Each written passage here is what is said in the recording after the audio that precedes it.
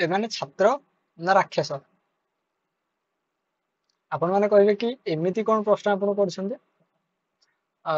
राक्षस जहाँ खाते माने तो से खाइबे तले आमे ताको छात्र कहबा ना राक्षस कहबा ना शिशु कहबा कोन कहबे साधारणतः जेतेबेले कि आमे खाइबा पाଳି कहउतले तले खाइबारे हमरो अंडा बोली दिया हुए ओडिसा रे आमे जदी कहबा कि सेकेंड लार्जेस्ट हिंदू जदी हमरो इंडिया रे टोटल कोटी अछन तले सेटा होची ओडिसा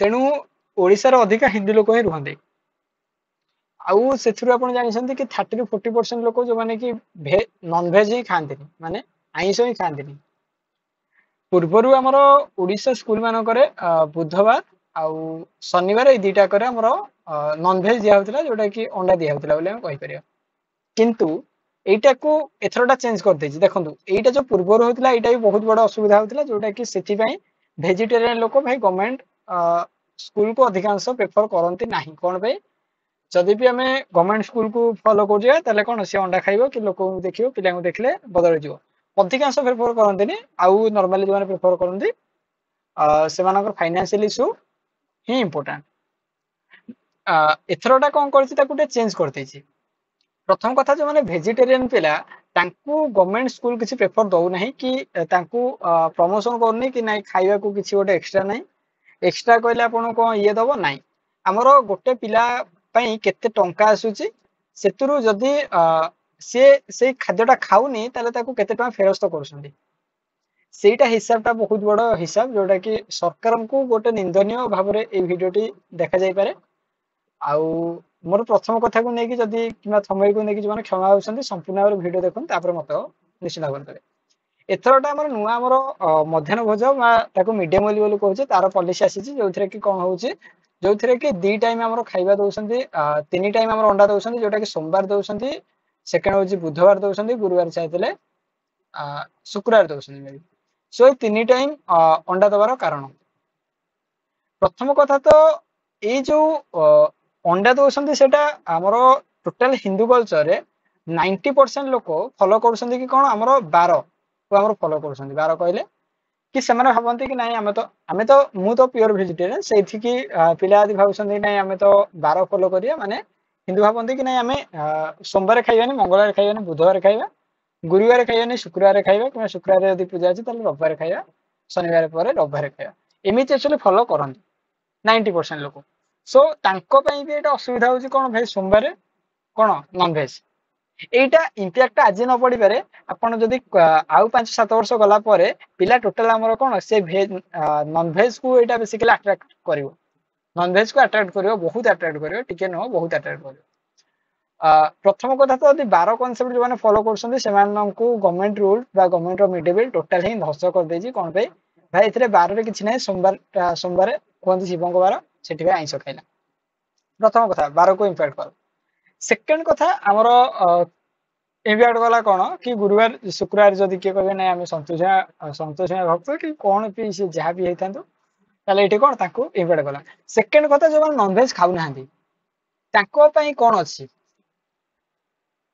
एटा को भी हमर सरकार ध्यान देबा दरकार जोटा कि मिड डे मील ले जोटा कि बहुत बड़ कांसेप्ट आगरो ही प्रथम आरंभ होईची जोटा कि आज पर्यंत सेठू गवर्नमेंट आखी पकोनी आमे एठी बीजेडी हेले किछि मिलिबो नाही जोटा हमर हक सेटा ही हम आगे तो सर एतर खाइबारे हमर एते इंपैक्ट कोन पड़ियो इंपैक्ट बहुत पड़ियो टिके न बहुत इंपैक्ट पड़ियो कहे सर केमिति कहंदो नॉर्मली या भाबुछंदी नॉन वेज जो माने खाउ नांती बा जो माने बेसिकली आमे जदी नॉन वेज जो माने खाउ नांती ताको हम कोन कहै स्वास्थिक व्यक्ति माने साइलेंट मूड रो ए माने कोन करूछंदी प्राइवेट को देखुछंदी कोन भाई प्राइवेट को देखुछंदी कारण भाई एठी हमर जने लोक एबे रिसेंट हमर लोकंक नाटा म कहूची कोरापुट रो जने से बेसिकली हमर कोन कहबे प्योर वेजिटेरियन ताको कोन कहबे गायत्री परिवार रो बोली कहंदी से गोटे थोड़ा ये देले कहले आमे मु कहले आपण गवर्नमेंट स्कूल कहीं छाडू नांती कहले गवर्नमेंट स्कूल पकेबू को राक्षस करिया को कहले बुझि पाले ने कहले सेठी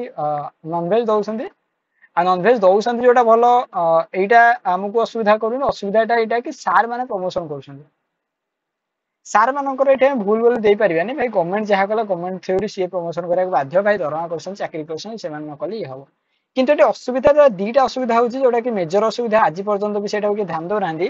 ଏଇ ନନଭେଜ ଆଉ ଭେଜ ଖାଇବା ଯୋଗୁ ହିଁ ଆମର କଣ କହିବେ କି କିଛି ଭଲ ପିଲାକୁ ଆମେ ହରେଇ ବସୁଛେ, ଗଭର୍ଣ୍ଣମେଣ୍ଟ ସ୍କୁଲ ହରେଇ ବସୁଛି।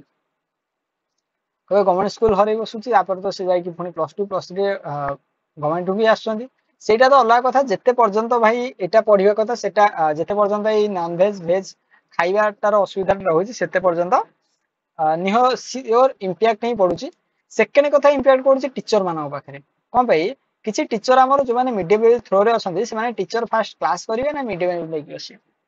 ଏଇଟା କି ଫାଷ୍ଟ କଥା କି ଯେ ମେଜରିଟି ପ୍ରୋବ୍ଲେମ ସବୁବେଳେ ହିଁ ଦେଖାଯାଉଛି ଯୋଉଟା କି ଆମେ କେହି ଆଖି ପକଉନେ।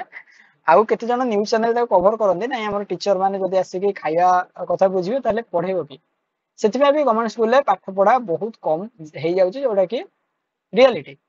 ତେଣୁ ଏଥିରେ ଆମର ଧ୍ୟାନ ଦେବା ଦରକାର। ପ୍ରଥମ ଧ୍ୟାନ କଣ? ଏ ଖାଇବା ଯଦି ଯୋଉମାନେ ଗଭର୍ଣ୍ଣମେଣ୍ଟ ଆକ୍ଚୁଆଲି ଯଦି ଆମେ କହିବା ତାହେଲେ ଇଏ ହଉଛନ୍ତି ସାକୁଲାର ବୋଲି ଆମେ କହୁଛେ ଗଭର୍ଣ୍ଣମେଣ୍ଟକୁ। ତେଣୁ ସାକୁଲାର ଥ୍ରୋରେ ଆମେ ତାକୁ ବୁଝିବା ଦରକାର। ଯଦି ନନଭେଜ ଖାଇବା ଲୋକଙ୍କୁ ଆପଣ ଯେତିକି ବି ପ୍ରେଫର ଦଉଛନ୍ତି ଭେଜ ଖାଇବା ଲୋକ ବି ସେତିକି ପ୍ରେଫର ଦିଅନ୍ତୁ। ପଇସା ତାହେଲେ ଏଠି କଣ ଏଥିପାଇଁ ଏକ୍ସଟ୍ରା ପନିର କରିବେ କି ଅଲଗା କଣ କରିବେ ସେଟା କଥା ନୁହଁ। କଥା ହଉଛି ନନଭେଜ ଖାଆନ୍ତୁ କିନ୍ତୁ ନନଭେଜ ର ପ୍ରମୋସନ ନ ହଉ। ଅର୍ଥ ଏଠି ଟିଚର ଯୋଉମାନେ ଭେଜିଟେରିଆନ ପିଲାଙ୍କୁ କହୁଛନ୍ତି ନାଇଁରେ ତୁ ଖା ଆସିକି ଇଏ ସିଏ ଏଇଟା ଭଲ ପ୍ରୋଟିନ ମିଳିବ ଇଏ ମିଳିବ ସିଏ ମିଳିବ। ଭାଇ ଆପଣ ତାର ମନକୁ ଚେଞ୍ଜ କରିବା ଲୋକ କିଏ? ଏମିତି ହେଲେ ଆଉ ଏଇ ଜେନେରେସନ ପରେ ଏଇ ଯୋଉ ଜେନେରେସନ ନୂଆ ଆସୁଛନ୍ତି ସେମାନଙ୍କ ପରେ କେହି ଆଉ ଭେଜିଟେରିଆନ ରହିବେନି, ସବୁ ନନଭେଜ ହେଇଯିବେ। ସବୁ ଲାଷ୍ଟକୁ ମଣିଷ ମାରିକି ଖାଇଦେବେ। ଆଜିକାଲି ଲୋକ ଯୋଉ ଭଳିଆ ମଣିଷ ବି ମାରିକି ଖାଇଦେବେ ଏଇଟା କିଛି ବଡ କଥା ନୁହଁ।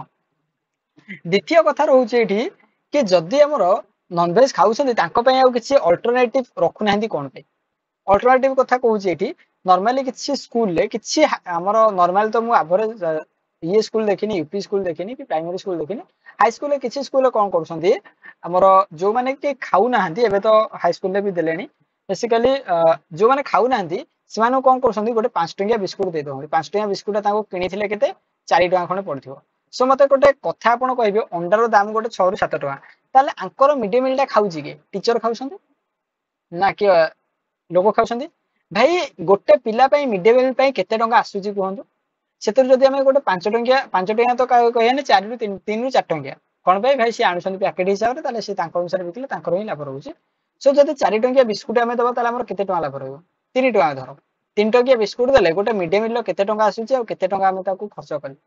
ତାହେଲେ ଏଇ ଯୋଉ ବଳିଲା ସପୋଜ ଦେଖନ୍ତୁ ଗୋଟେ ମିଡ ଡେ ମିଲ ପାଇଁ କେତେ ଟଙ୍କା ଆସିଛି ସେଇଟା ଯଦି ଆପଣ ମତେ କହିବେ ତାହେଲେ ନିଶ୍ଚିତ ଭାବରେ ମୁଁ ଗୋଟେ ସେପାରେଟ ଭିଡିଓ କରିକି ଆପଣଙ୍କୁ ଡିଟେଲ୍ସ କହିବି।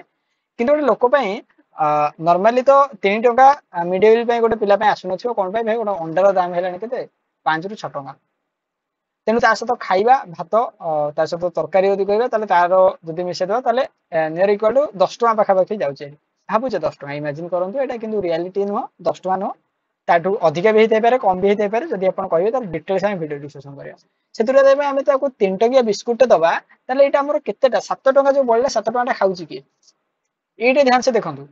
କହିବେ ସାର୍ ଏଇଟା କେତେ ବଡ ଇମ୍ପାକ୍ଟ ପକେଇଥିବ? ବହୁତ ବଡ ଇମ୍ପାକ୍ଟ ପକେଇଥିବ। କହିବେ ସାର୍ କେମିତି ଗୋଟେ କାଲକୁଲେସନ କରିକି ଦେଖିବେ। କାଲକୁଲେସନ କରୁଛି ଦେଖନ୍ତୁ। ଏଇଟା ହଉଛି ଶ୍ରାବଣ ମାସ। ଶ୍ରାବଣ ମାସର ଅଧିକାଂଶ ମେଜରିଟି ପିପୁଲ ଆମର କଣ କରନ୍ତି ଆଇଁଷ ଖାଆନ୍ତିନି। ତେଣୁ ତାଙ୍କର କଣ କରିବେ ବହୁତ କିଛି ଇମ୍ପାକ୍ଟ ପକେଇବେ। ଭାଇ ଭାବନ୍ତୁ ଏଠି କେତେ ଜଣ ଆଉ କଣ କରୁଛନ୍ତି ଭାଇ ଖାଇବା ନ ଖାଏ କିନ୍ତୁ ଅଣ୍ଡା ନେଇଯା ଘରକୁ।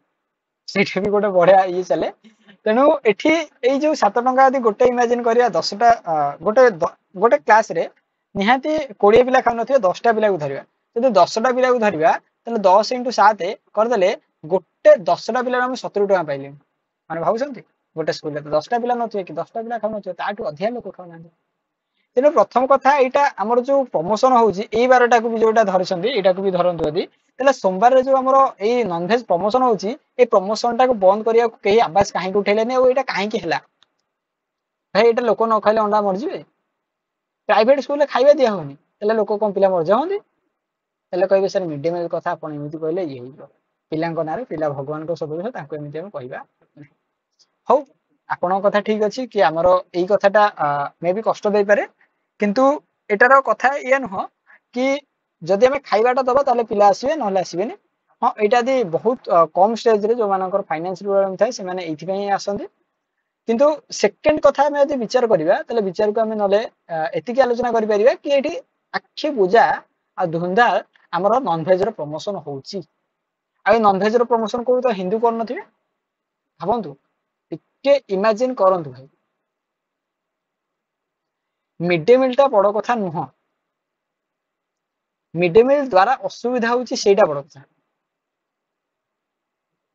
तेणु मो कथा जदी आपन को आघात देछि ताले मते क्षमा करिवे किंतु आ प्रति आपण विचार करिवे निश्चित भाव आपण आउ जणु को लोकन को शेयर करिया को अनुरोध सब्सक्राइब करिया दरकार नै लाइक करिया दरकार नै किंतु एटा हमर आगो को बड़ समस्या देखा जाउछि जड़ जड़ हेकि देखा होछि ए माने जो जनरेशन जे प्रथम रे पढला से अष्टम हमर कोन दशम जाके थर दियाला ना ताल दशम 10 वर्ष से टोटल कोन कहला बे सोमवार आइंस खाइला से सेकंड टाइम आ आइंस खाइबो नै खाइबो जेमिति कि गवर्नमेंट स्कूल सब कोन प्रेफर कर जन हंदी प्रमोशन करछन भाई नॉन वेज हां होला जो माने वेजिटेरियन तांको पचार देबे एटा ही तांकर आंसर आसियो कहे आपण वेजिटेरियन ही कहउछन कि आपण कोन ही कहउछन सेटा आपण कोन मु नॉर्मल टीचर हे कि मध्यस्थ हे कि सर्कुलर हे कि यदि मु देखुची ताले मते एटा असुविधा देखाउछ आ जदि मु वेजिटेरियन ही कहबी ताले बहुत किछि कहि देबी फर्स्ट मु गोटे टीचर तेन टीचर दे एंगल देखुची सेकंड होची आई एम ए सर्कुलर ही कहउची कि वेजिटेरियन नॉन वेजिटेरियन काहाकू भलो खराबे परंत कहिनी किंतु एठी गोटे परख जदि प्रमोशन होची ताले भाई एटा बाधुची आ एटा हमर तो सियोर ये नुह आ एटा को तो एते बड़ बड़ व्यक्ति थाई मध्ये ध्यान दउनांती कोन पे सेटा आजिकार मीडिया जदि अलग कड़े ध्यान देला ताले इसको ध्यान दबो केते बेले तेणु निश्चित भाव आप जिते पारे शेयर करेंगे मुझे अनुरोध करुच्ची शेयर करूँ यहाँ बाहर को आसवा दरकार वीडियो जी चाहिए अन्य मानक शेयर करेंगे जमी यहाँ उच्च पदस्थ पदस्थ लोकों पाखे पहुँचवा दरकार जहाद्वारा किसी इंपैक्ट हो पार आमर भावना यह नुह कि आम भाइराल हो आमर भावना यह हवा दरकार आम समाज गोटे स्वच्छ वातावरण एवं उपयुक्त वातावरण को लेकिन जावा एति आपण पाखे अनुरोध जय श्री जगन्नाथ जय हिंद जय भारत।